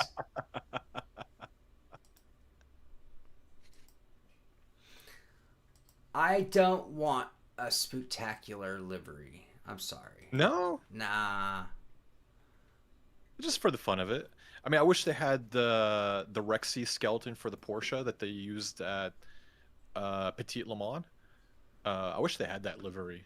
I love that. Really looked really cool. All right, this Mustang Bat car is kind of cool. Yeah. Not gonna lie, that one's cool. That's it from Le Mans. Just some spectacular stuff. Yeah. Let's see. Project Motor Racing is showing more. You know, somewhere out there, there's a full driver list, but we've just been kind of going along with their teasers as they happen. Yeah, I saw the Ghostbusters. That was kind of cool. That was all right. So here we have some shots of the Cadillac V Series Le Mans car. That's gonna be in it. Yeah. Oh, I like the dirt on the nose. So here's a clean nose, and here's a weathered nose. That's kind of cool. Dirty car. Who Like doesn't like a bugs dirty and rubber car? and things. Oh my. Let's see. And then not that one. Here we go. Sebring. Sebring. We have some shots of Sebring. Work in progress shots. Mm-hmm. Yep. Yeah, I liked the PMR when I tried it at the expo. It reminded me a lot of GTR back in the day. PMR. Is that what we're calling it? PMR now. That's the cool thing. That's a cool thing. All right, I got to get my vernacular right. Or unless you want to say Project Motor Racing. No, I It's just- don't. it doesn't roll off the tongue as well. And can I call it P-Cars 4? P-Cars 4. You could. All right, and here's the Porsche 962. I'm pretty sure that's what it is. I didn't look, but I'm pretty sure I know that shape. That's a cool car. No Star Fox. C 962 C. Oh, such a great car. And what else? That's it. But their motto: no subscriptions, no paywalls, just racing. I'm not gonna lie, that you gotta like that, right? I mean, anybody who's like anti iRacing Fortune, you know, to play, no subscriptions, no paywalls, just racing. Yeah. David Payne! Wow, bringing down is the very house nice. for treats. Yeah. Special treats. Thank you. Thank you very much, Marius, David. yes, I will be doing Spa next year for WEC, 100%. Dirge, I want to hear from Baldwin or Morad on PMR. Don't trust Ben anymore. So I'll tell you, PMR is not going to be a sim. And PMR, they've already said it. It's not really going to be a sim. It's going to be more on the Sim Katie side. I think it's going to be a title that's going to people are going to use more to have fun than to actually like seriously sim race. I put it as almost in the same category. I mean, yeah, as Project Cars 1 or 2, with a bit of flavor from GTR. That's why I put it as. Fair enough. There's a place for that, you know? Exactly. Yeah, not everything has to be a full-blown sim. I mean, not that we really have 100% sim, but we need something a little funnish, not always serious all the time. Well, and nobody, I hope I don't offend anybody with saying this, but if you're like I play iRacing only, you know, sim snob, which I could be accused of that. That's okay. It's not the worst crime in the world. It's really hard for something else to come in and fill any void, right? It's such a unique, thorough sim, and you can say what you want about its flaws, and there certainly are. It's hard for anything else to come into that same space at this point in time, and even as you see others trying, it's like, yeah, but getting that market share in that same place is difficult. You know, Le Mans Ultimate is finding out, right? But they're not trying. You know, Project Motor Racing, PMR, they are not trying to take it or get into that space. You know, Yep. They're trying to be somewhere between Forza and there. You know. Yeah. I'd say so. Yeah. All right. What else? Rita. All right. So this is the one. Automobilista 2 version 1.6.8.5 drops tomorrow. That might be today. That might be like any minute, by the way. The biggest AMS update of the year so far brings tons of 2005 endurance content, 2 DLCs, a free GT2 car, smarter AI, major physics refinements, and more. So, yeah, some shots of some content. That Audi. I always like driving that car in sim and the sims that it's been in. It's got just an excellent open cockpit view, even though it's like a full-bodied car. It's really cool. Also, that was the car that they could put the driver on either side of the car. Yep. Depending on if it was a left or right, predominantly turning track. Mm-hmm. Oh, look at that Viper. Oh, yeah. The car that will kill you. I saw a GTS Viper in the city when I drove through last time. Mm-hmm. I went down to Santa Cruz last week, so I had to drive through San Francisco. When I did, I literally saw this like incredible GTS Viper with a giant tail and super duper loud, and I was like, wow. You don't see many of those, and what a weird place to see one. Oh, my favorite car there. So, yeah, AMS 2 update, big update, comes out today. Yep. Do we look at the other pictures? Yeah. Yeah. Okay, what else? Race Room. They, Oh, okay, so this is an article for, or at least a repost or something from Traxon.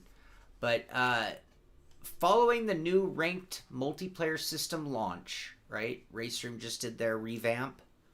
Race Room is witnessing record player number growth. So that's cool to see. So, yeah. So they went from 100 to 200? Okay. I'm kidding. I'm kidding. I love Race Room. It's such an underrated sim. It really is. Here's a quote following it. Kind of goes with what you said. It'd be the right time to party a little bit, but it actually, everyone is saying, okay, that's the starting point. So, yeah. No, and I'll also say this, like, I joked about Race Room, but if you guys have not tried Race Room, like, give it a try. It is a really good sim.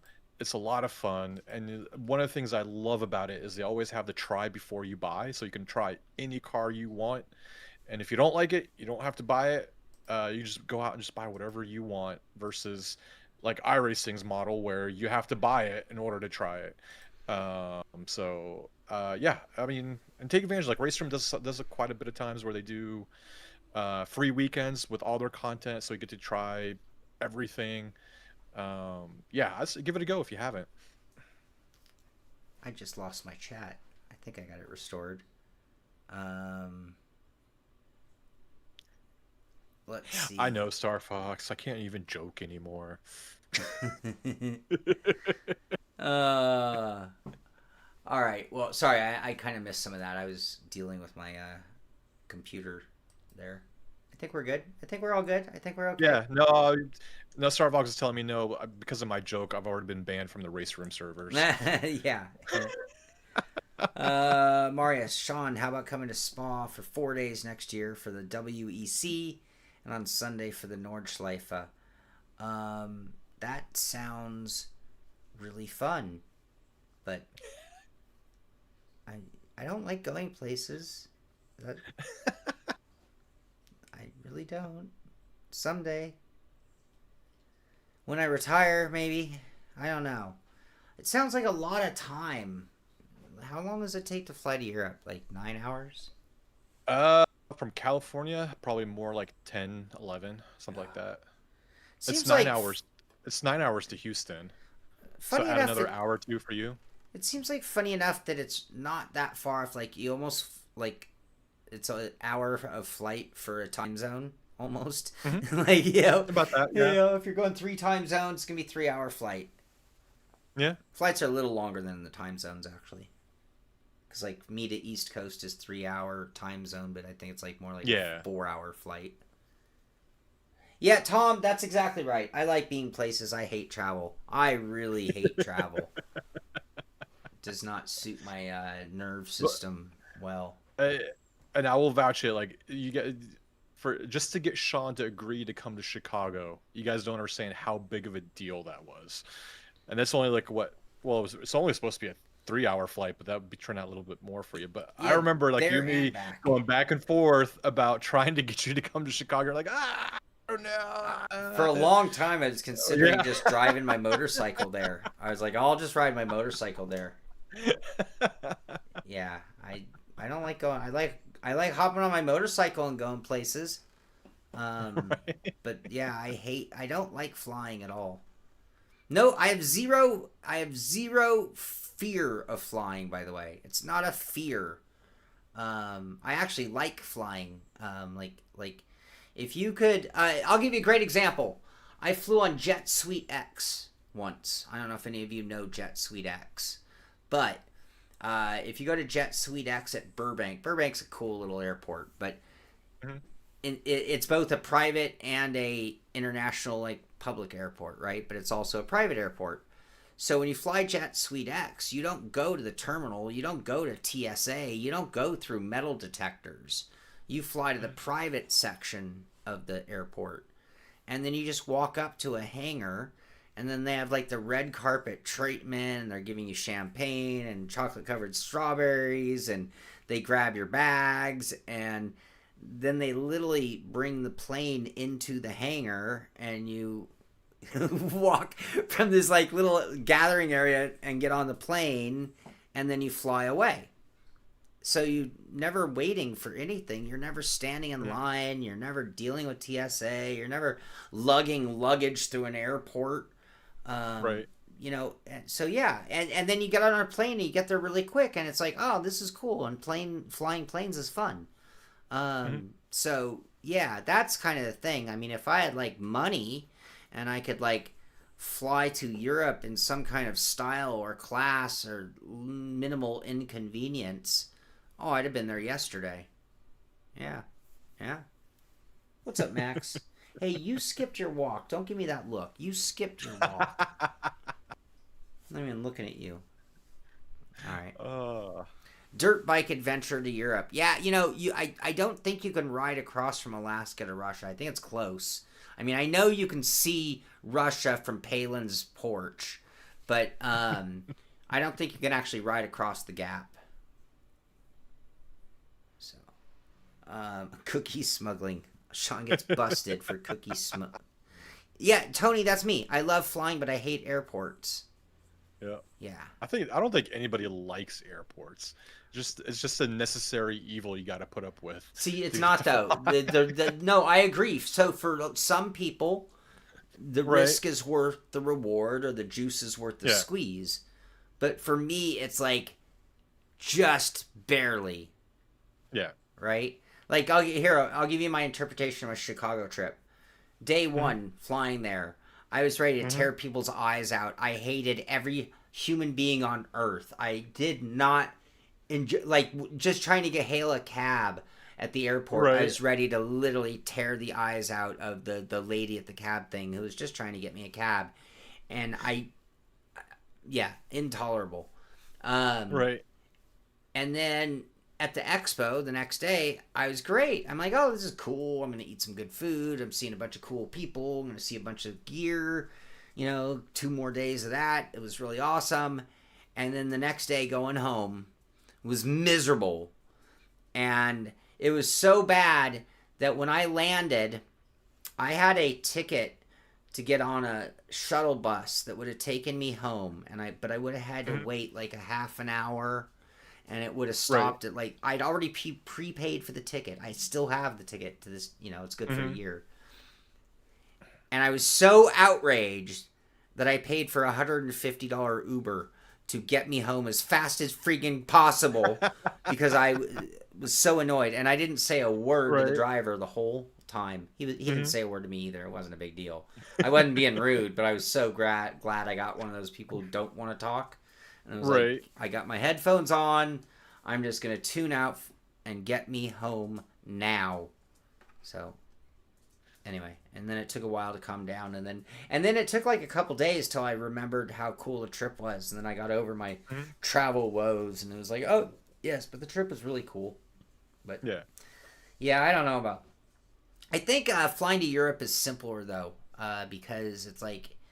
you just have to get there a couple hours early because that's the way it is for international, right? So you already have to succumb to a certain amount of delay and just slowing down. And then at least it's one long flight. So at least once you get on the plane, that's one. But it depends, like how, like it depends on which airport you leave out of. Like, so here, like I've flown out of Frankfurt Airport couple of times. It is an absolute nightmare every time, just trying to get to Frankfurt airport. Like like your day already starts off bad. Like when the minute you turn off the exit off the Autobahn to go to Frankfurt airport, it's already going to be a bad day because you got to deal with so many lanes merging into each other to try to get people in. And then like the airport layout is just absolutely terrible. So like coming to Chicago, I'm like, screw that. I'm not flying out of Frankfurt. I'll go to Luxembourg, and from Luxembourg I'll fly to Amsterdam, and then from Amsterdam go to Chicago. Well, our plane was late leaving Luxembourg, even though it's a small regional airport. I was supposed to have an hour and a half layover in Amsterdam. By the time we got there, I had 30 minutes, so I had to rush from all the way from one side of the airport all the way to the other side. And for my European guys, if you've ever been to Amsterdam airport, you know how long that airport is. Dude, I'm like going from the regional side to the international side, because you have to go through customs and all that other BS. Dude, I think I made it to my plane like 2 minutes before they closed the doors. Like, and I was rushing. I was running to my, no. Airports everywhere just absolutely suck. I had, for Chicago, I had 2 choices in flying there. I could go to San Francisco and fly direct. Yeah. Or I could go to Oakland and have a layover in Chicago. All right. Mm-hmm. And now San Francisco is kind of like it is such a nightmare airport. Like, it's everything I hate about it. It's just so big and so many people and so much going on, and it's like, oh, it's sensory overload for me.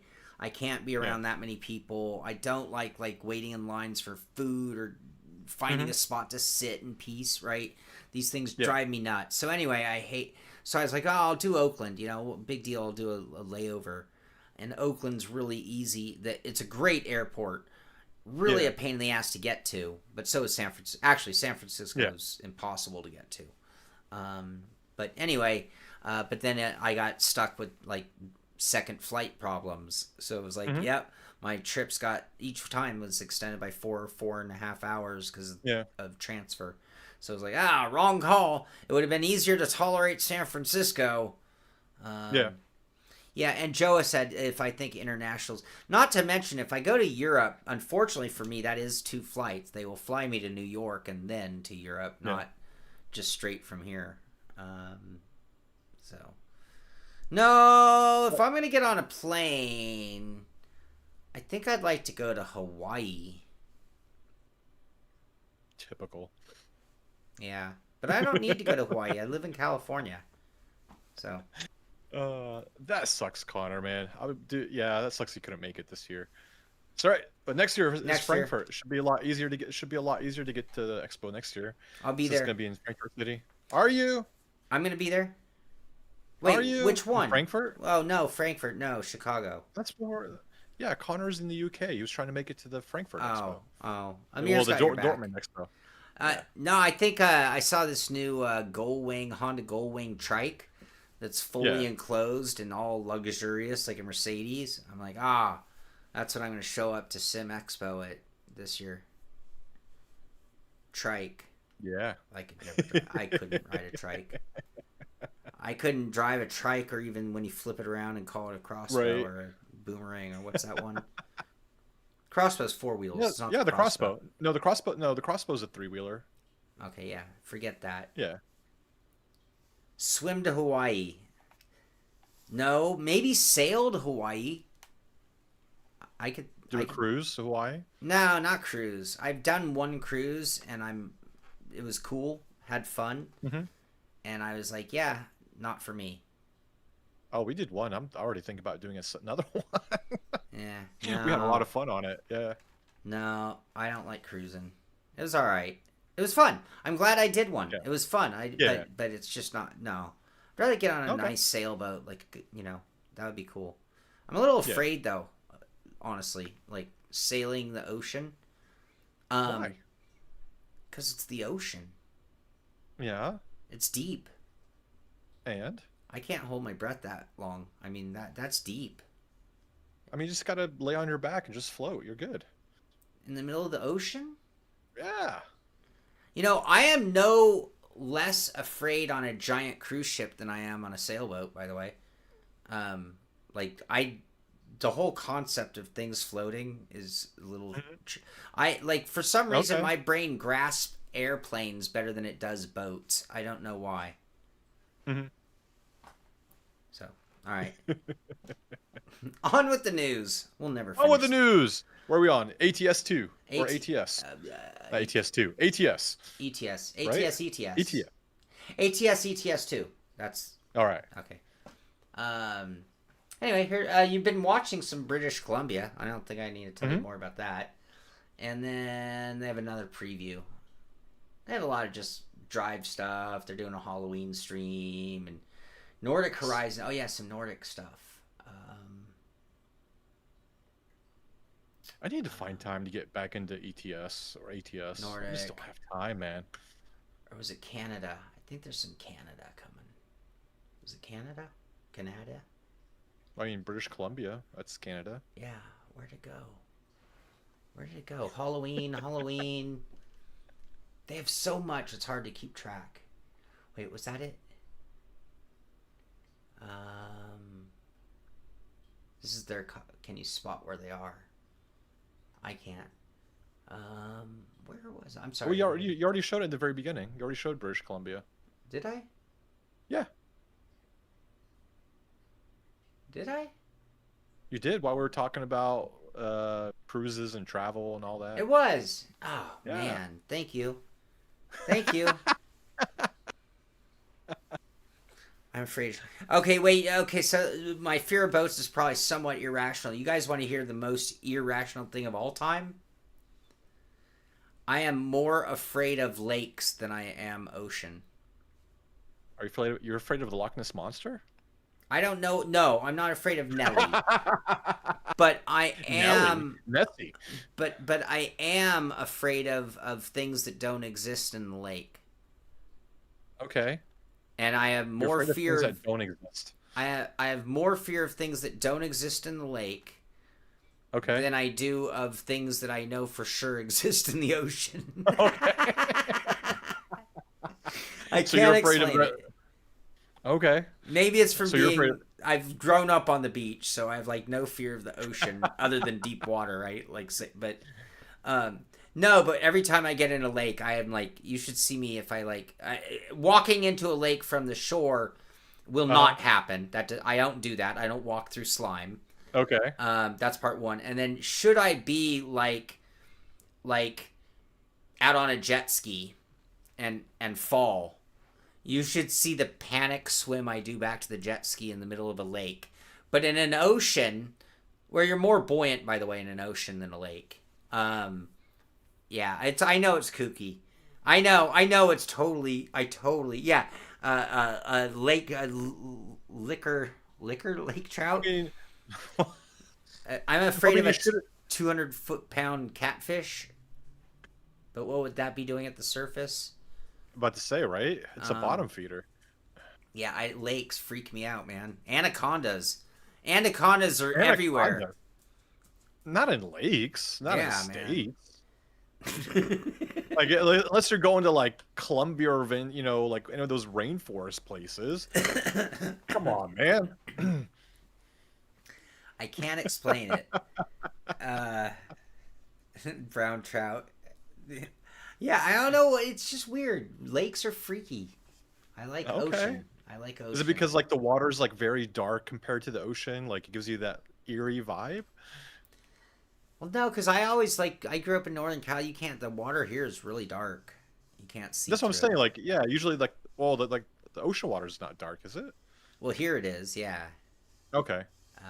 Down south in LA, San Diego, it's getting clearer. It's a little warm. But it's still pretty. We live in a cold water climate, so cold water tends to be dark. A lot of nutrients in cold water. And funny enough, the blue ocean of like tropical has like very little nutrients. It's like, that's why it's clear. Yeah. The list of my fears is very long, people. That's not a tough one. By the way, I was just expressing a irrational fear. Fear of roaches in my shower is completely justified. I luckily don't have roaches in my shower, because if I did, I would move. That's just, yeah. I don't like bugs. I was gonna say Tom and TR Racer or T Racer. The minute I start going bald, I'm going to Turkey to get a hair transplant. 100%. I'm not losing my hair. By the way, I could never live anywhere humid because of how much I despise and hate bugs. So you could draw a line from Texas to Florida. Yeah. I can't live there. I can barely even visit certain places that are really bad. But yeah, right. I hate bugs. Ugh. Ugh. I understand that. Yeah.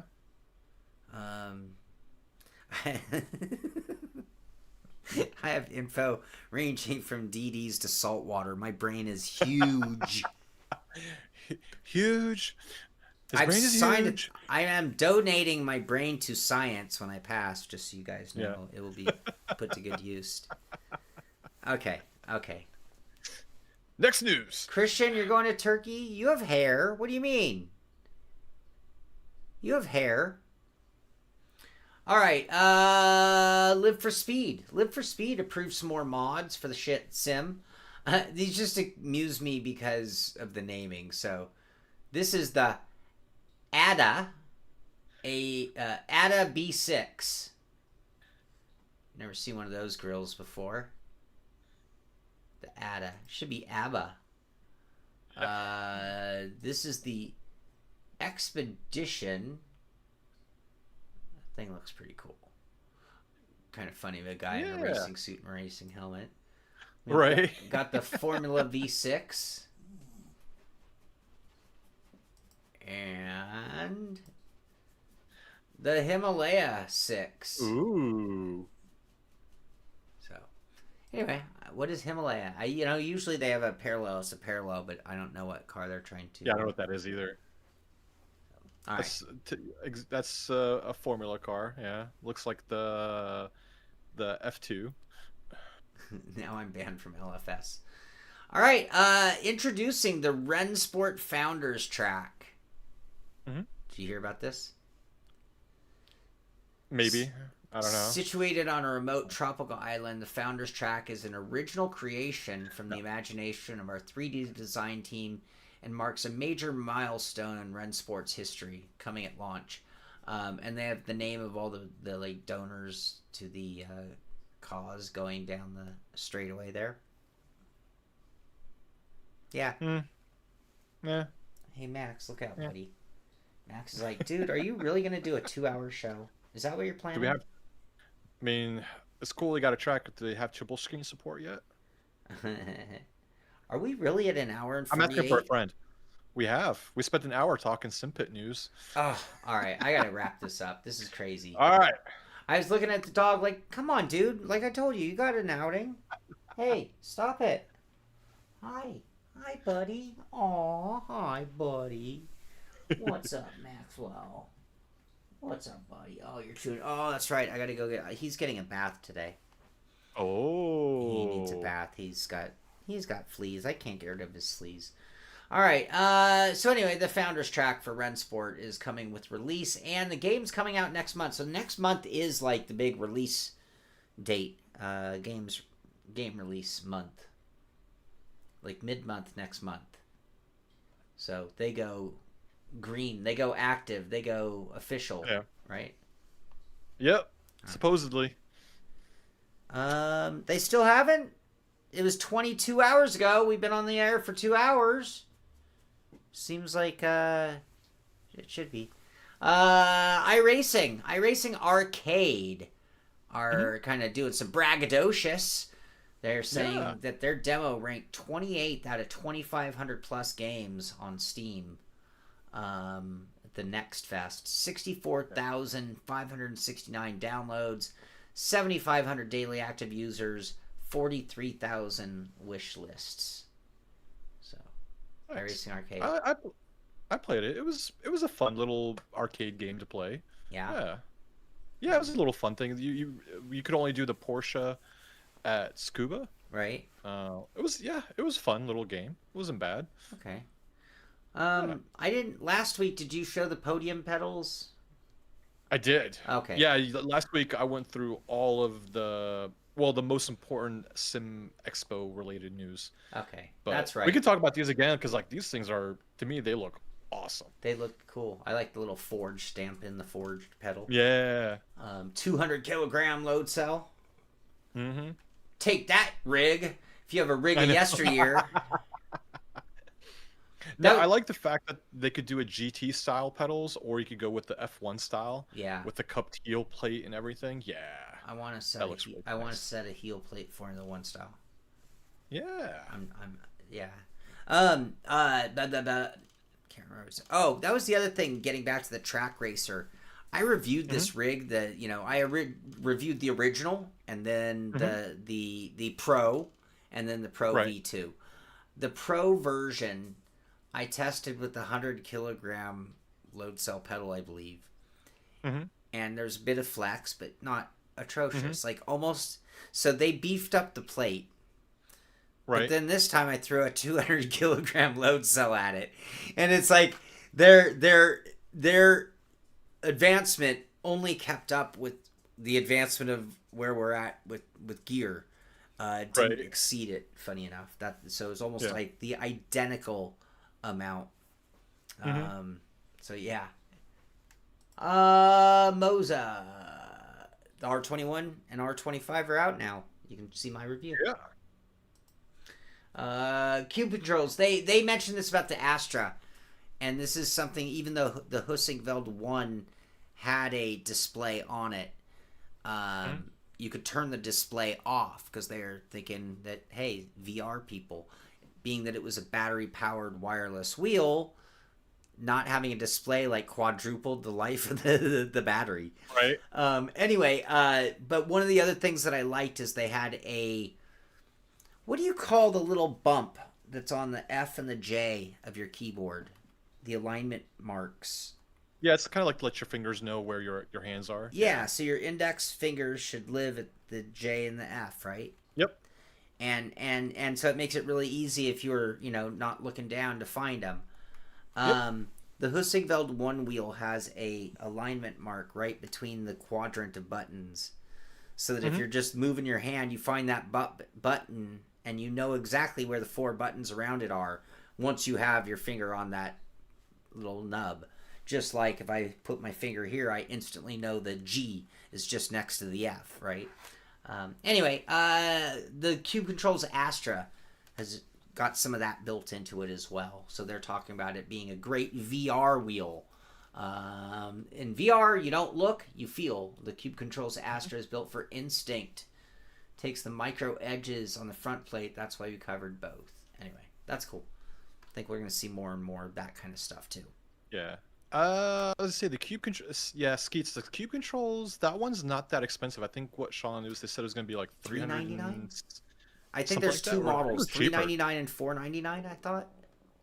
Depending on like how premium you want it to be. Yeah, something like that. Might have been $299 and $399, but I think it was $399. I was about to say, I thought it was cheaper than that. Yeah. Might be $299. Like around $360 or something like that. Yeah. I can't remember. Yeah. So, all right, that takes us to results. That's good. All right, before we go, I'm gonna do some results here real quick. But does anybody know what shirt I'm wearing? Anyone? It's actually kind of funny if you're like long time sim racing nerd like me. It says it. I just doubt anyone can read it. But if you know, you know. No, $399 and $450. $399 and $450. Yep. Thank you, Joa.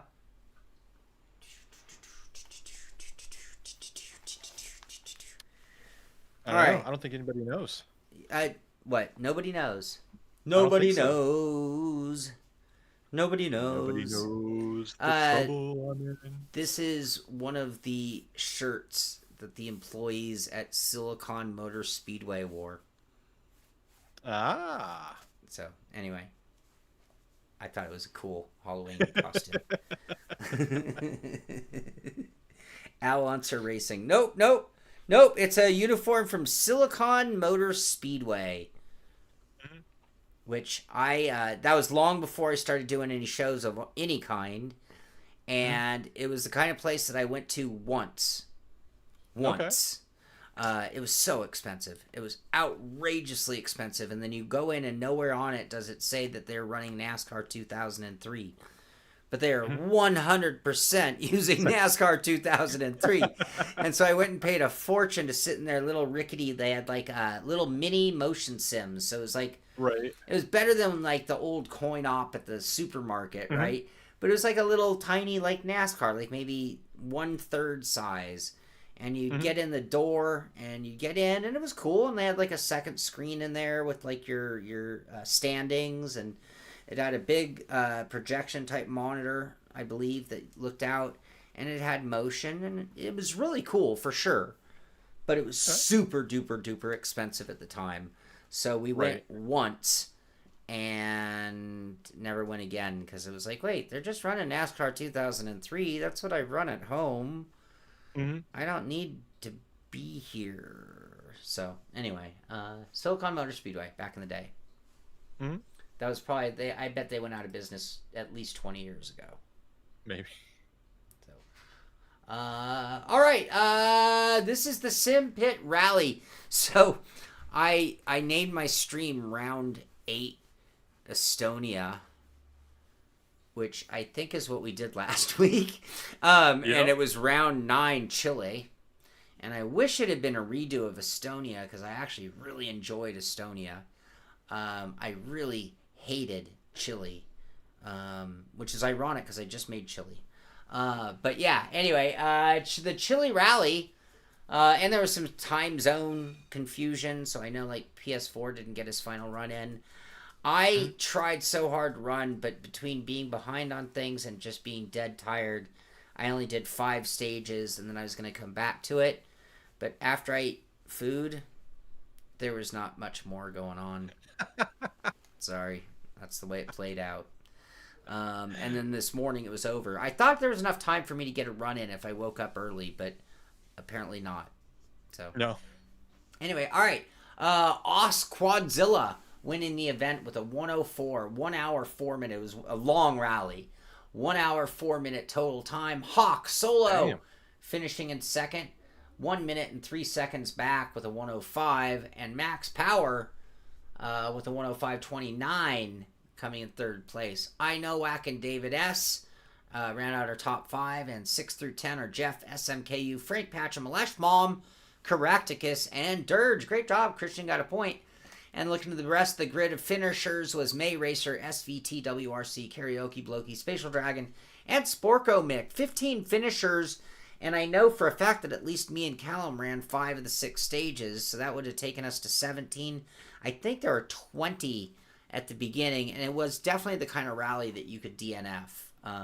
So, but still, only 2 rallies to go, and we had 15 finishers, which is really cool. Yeah. Looking at the points, championship points, Hawk Solo with a commanding lead, 162 points. Jeff SMKU in second with 140. PC Deadman in third with 102. Alesh Mom in fourth with 88. And Quadzilla in fifth with 83. Caractacus, I Know Whack, Frank Patcham, Max Power, and David S. round out our top 10. And I don't have any points. No. I'm not really good at rally. It's okay. No. I have fun. It's I'm not one of good those, either, man. Yeah, it's one of I have fun doing it, but Yeah. I'm really not that good at it. That's okay though. Yep. That is. The world needs ditch diggers too, right? Exactly. Let's see here. Do I need to do that? Does that? Yeah, that's better. There we go. I changed our cameras upside down.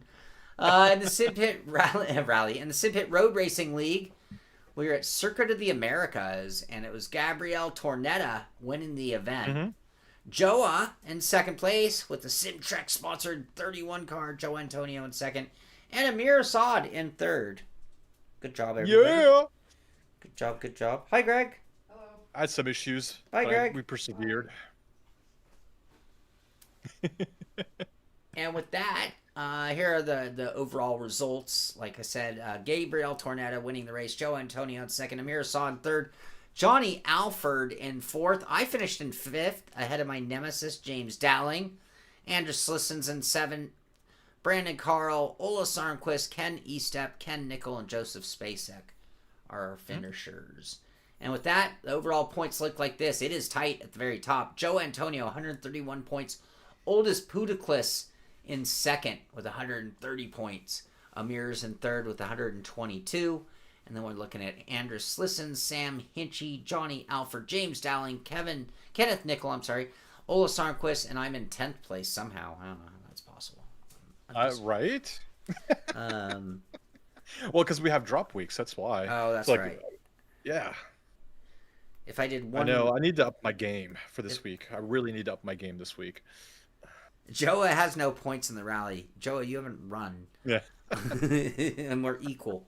All my work, and I have no more points than Joa. And Callum says if I at least did one practice, I'd probably be like 57% better. Yeah, that's probably true. I'll have to pick my moment. How long is this week's rally? I'm glad I didn't think, this is the one.